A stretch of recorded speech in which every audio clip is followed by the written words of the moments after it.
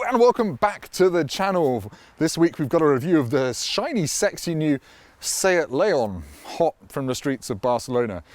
I don't know, you've all been complaining that I don't do professional consumer car reviews, and this is a normal car that normal people are going to buy. So I've got a consumer journalist with me today. She used to work at Auto Trader and now she runs FoodTribe and DriveTribe. It's Rachael Hogg, everyone, look. Hello. You've not just got me today, aren't you lucky? I've only ever done super professional car reviews before, so this is going to be a new experience for me. I don't know what you mean. I'm professional. I'm not filming this next to a very busy road.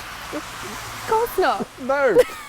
So now we're going to do a joint review of the new Seat Leon with sensible bits. We're actually just going to drive to the pub for lunch, to be honest, but we're going to take you along with us. So yeah, let's go. It's raining and horrible. Pub. Yeah. I don't actually know where I'm going, and the car won't turn on. Oh, there we go. Professional car review. Oh, now we're going to fog up, and I can't quickly stop it because fucking everything's off on there, isn't it? So the first thing. What? Honestly, I want to destroy all Volkswagen Group parking sensors. I just want to nuke them from orbit. Does this give you the eco tips while you're driving as well? Oh, what Touareg does. It's like, close the windows, you've got the aircon on. Yeah. It's like your mum in car form. Right, everyone, we are going to drive to the pub now. We're in a Seat Leon, the new one, with the 1.5 litre, 150 horsepower petrol engine and a manual gearbox.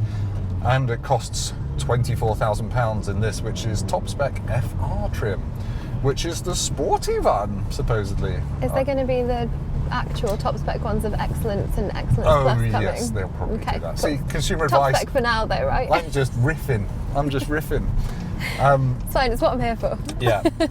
Initial impressions are, I can't heel and toe very well with these boots on. Also the radio's on. The radio's professional. on. Jesus Christ.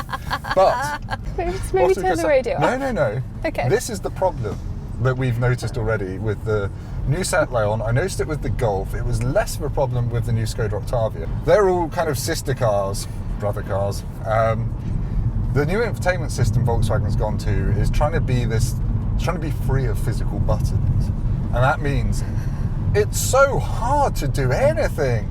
To turn the radio volume down, just use the thing on the steering wheel, because there's no physical volume knob. There isn't, is there? Is this something that like they've actually like done consumer research on? Because it feels like one of those things where like no one actually wants to not have buttons. Like I realise it looks very clean, it looks very simple, but it's very distracting. Like if you have to find anything in the menu while you're driving, it's just Yeah, honestly, it just takes your eyes off the road for so long. You might as well just, I don't know, strap a little cute baby penguin there and have the same effect.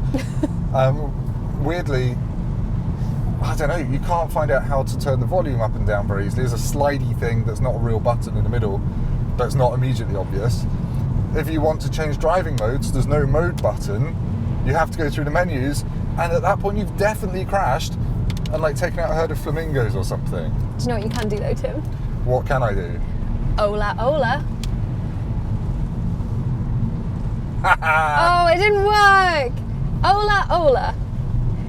With my, as my Spanish teacher would have said, my Cheshire O's. Your Cheshire, ola, ola. Ola, ola. Hola, It's not. hola.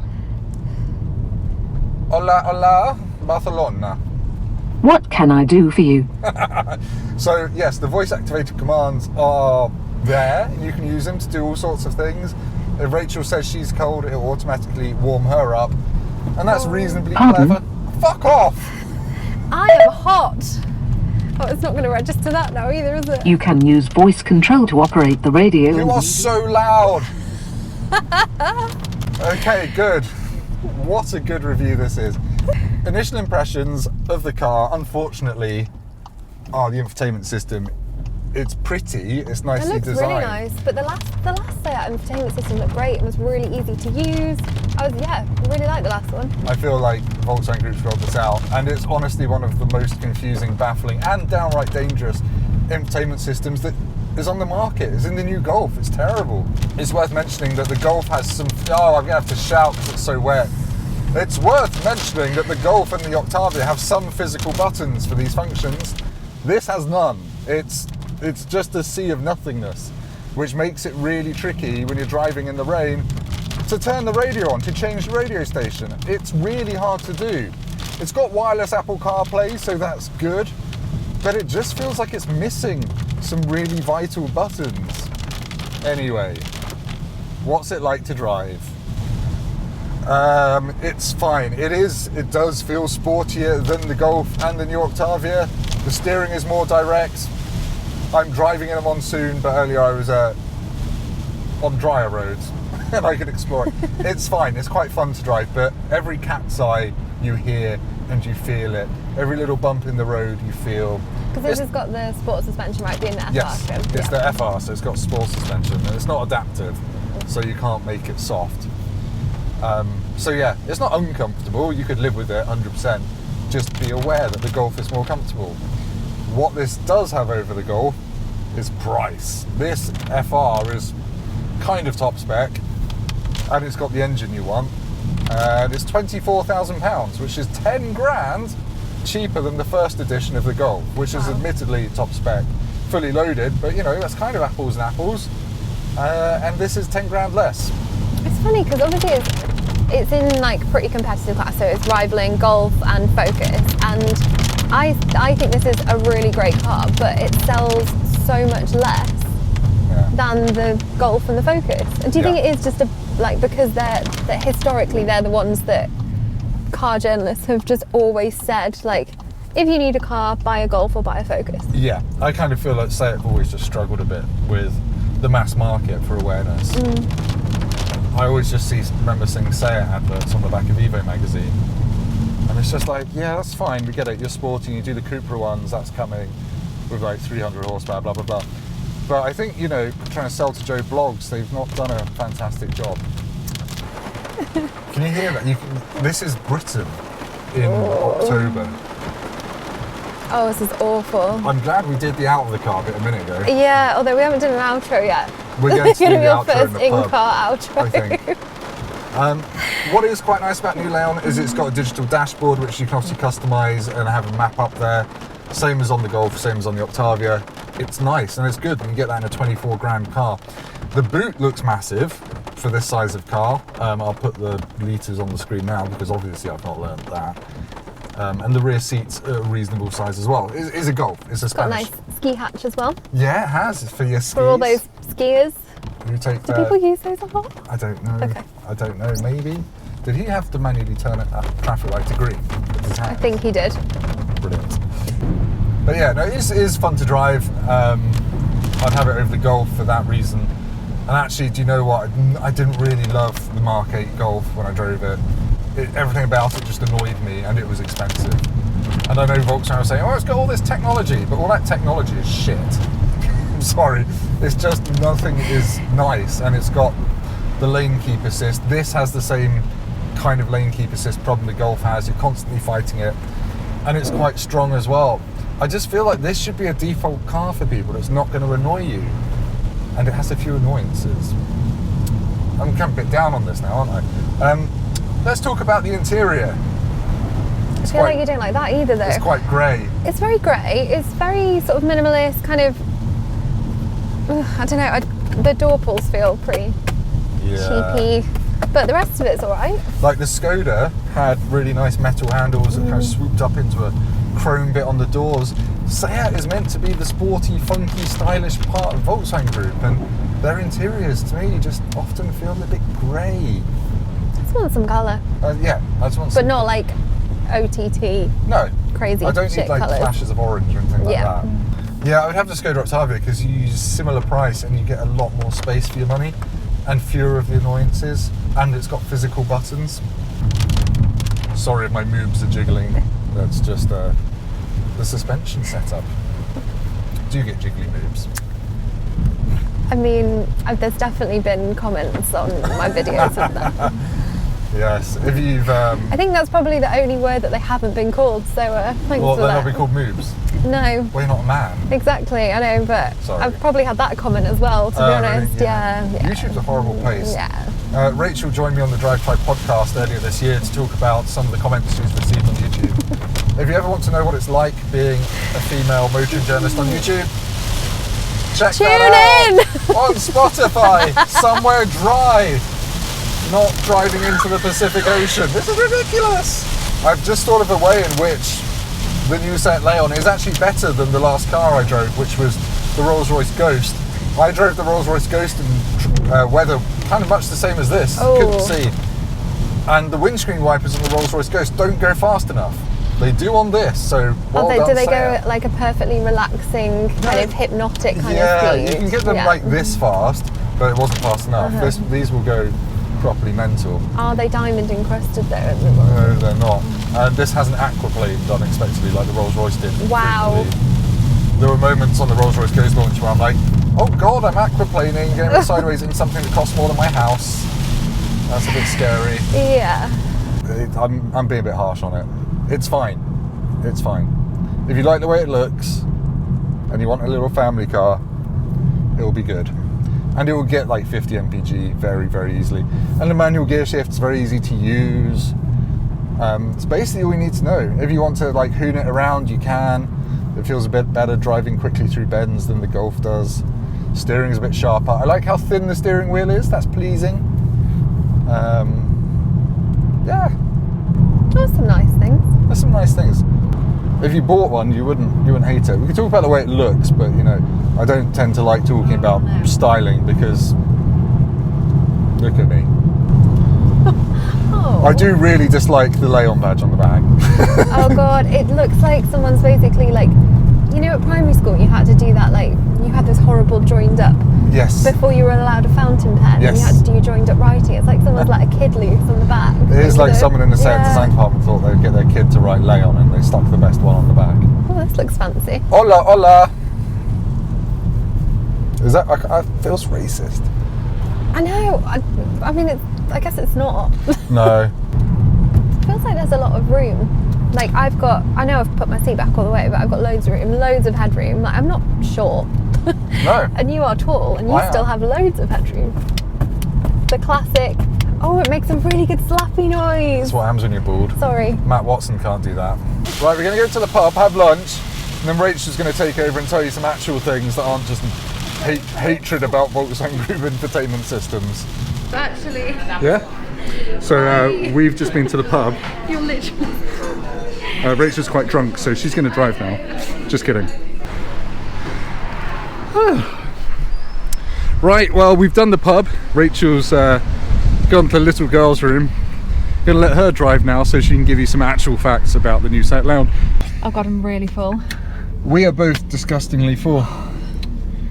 We both had burgers. They're very, very good. If you ever can go to the Fox Revived near Lee in Surrey, do it. And the chocolate brownie is amazing. Right, you probably couldn't hear us when I was driving, so the rain has stopped and Rachel's going to give you her opinion of the Seat Leon. It's like a driving test, except she can drive better than me. Can I? Yeah, I think so. Panic! Right, how many stars out of 5? 4.5. 4.5. Yeah. 4.5, good, right. Done! Yeah. Excellent. Nailed it. Annoyingly, I haven't driven the new Golf though. Oh, it does want to steer for you, doesn't it? Yeah. Calm your tits, matey. I'm trying to calm my tits, but it's quite wobbly on the sports suspension. Yeah, you can turn the lane assist off, but how? Turn it off every time you. Exactly, it Yeah. comes back on every time you turn the ignition off and back on. Like every other car, to be fair. It feels firmer on this side, probably because I'm not holding onto a steering wheel, and also I'm in the gutter. I'm really full. In the gutter, I'm driving. I'm so full of chocolate. Don't chase me. I mean, it's just guiding me around this bend. It's weird, isn't it? Yeah, really weird. Yeah. I've driven one of those for a while. It's like the Golf 8. It's because the electric steering motor in this and the Golf 8 is so much stronger than in my Touareg. So my Touareg's got lane assist, but it's quite gentle, whereas this is Okay. like. It's like what? It's like tossing off 2 leopard seals. It's the kind of noise they would make, I imagine. Leper seals. Leopard. Oh, I thought you said Like leper seals, I was yes. like, what's it? Oh god, the seal's penis has come off in my hand because it's a leper seal. It's fallen apart. Trying to make this 40 mile an hour limit look really dramatic on camera. Yeah.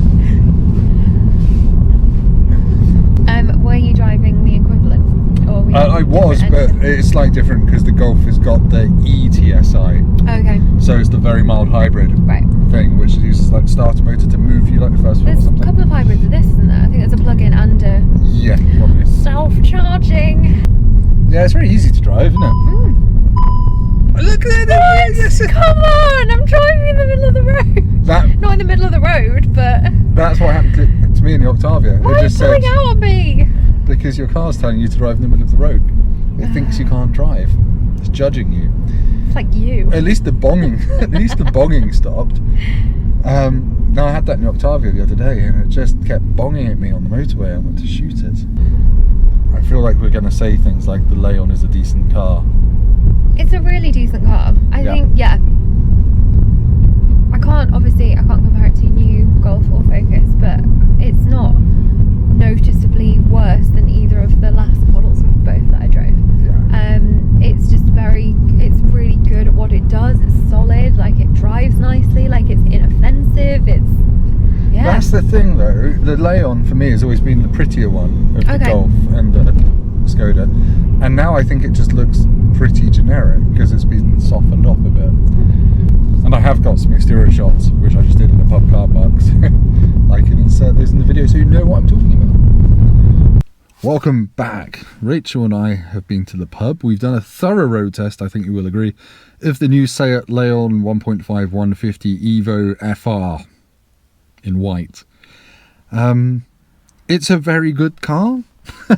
It's kind of like a Golf for less money. That is a cliche. A few things where it's not as good as the new Golf. The ride is a bit too firm for me. It's not annoying all the time, but it could be better. The infotainment hasn't got any physical buttons, and I find that infuriating. However, it's about £6,000 less than the equivalent Golf, and I don't think it's £6,000 less car in any way, shape or form. But I think the Skoda is probably the sweet spot in the three where I would go in between. More space, a little bit more money than Seat, but quite a lot less than the Golf, blah blah blah. Rachael Hogg, you're more consumery than me. What do you think, apart from... I mean, I'm doing the important consumer test of rear headroom. And genuinely, I do think in the back and the front, there's loads of room in here. I think interior space is great. It's frustrating because it's really hard to go into anything other than saying it's just a really solidly good car. Yeah. The problem for me is that the Leon always used to be the pretty one, and I don't think it's that standout anymore. I think it almost looks a bit bland compared to the old one. The old one was sharp. Yeah. And you had the old one. You had a Seat Leon Cupra RST ABD tuning. Yeah, 4-drive. 4-drive. Forgot the 4-drive, which was the estate version with 4-wheel drive and 350 horsepower, 40. I can't remember. 350. It was very good. It was very good, and I'd have that over a Golf R Estate. But yeah, I feel like, I don't know, I don't feel like this is... Are you excited for the hot hatch version? Yes, I'm excited for the Cupra Leon. The Cupra Leon? Coming in a couple of months? Yes, very soon. So that will be good. That will be good. And this is more fun to drive than the Golf, etc. So yeah, if I've sounded a bit down on it, it's mostly because the infotainment screen thing has been doing my head in. But if you live with it for a couple of months, you would get used to that. So it's probably a bit of a moot point. Anyway, we're rambling. Did you have any other negatives? No, other than that it wouldn't listen to my Cheshire O's when I was saying Ola Ola earlier, and it was ignoring me. But apart from that, no. Yeah, having to say Ola Ola to activate the voice commands. I know you're Spanish, I kind of love it. But we get it. Every press launch you send us on, we eat tapas. We get that you're Spanish. Anyway, enough rambling. I've been Tim. I've been Rachel. Thank you for watching. Rachel might come back onto my channel soon. I think I'm appearing on her channel as well, eating crickets and drinking beer. Don't ask. Thank you for watching. Like, comment, subscribe, hit my bell. See you soon.